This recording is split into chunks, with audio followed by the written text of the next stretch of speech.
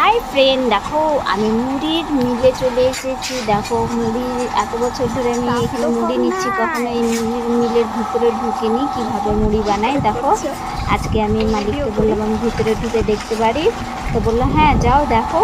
তো দেখো আমি এসেছি ভিতরে, তো বিশ্বাস করবে না ফ্রেন্ড, এত তাপ এত তাপ এত গরম, বলার কথা নয়। দেখো এই গরম আমি তো বেশিক্ষণ দাঁড়িয়ে থাকতেই পারছি না, এত গরম বাপরে বাপ। এদিকে টিনের তাপ উপর থেকে, টিনের তাপ এদিকে গরমের এই যে আগুন জ্বলছে সেই গরমের তাপ, বলার কথা না, এত গরম। আর এই গরমের ভেতরে সবাই মুড়ি ভাজছে, কি আর বলবো ফ্রেন্ড। যত হলো সমস্যা হলো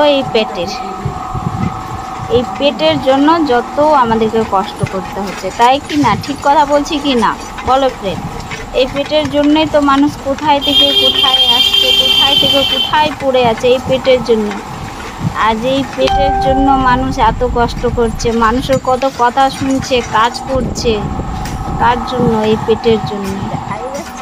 আর যদি পেট না থাকতো তো মানুষ কারো কথাই শুনতো না। দেখো কি কষ্ট, বাপরে বাপ। আমাকে তো দেখেই খারাপ লাগছে। তোমাদেরকে কেমন লাগলো ফ্রেন্ড? প্লিজ কমেন্ট করে বলো।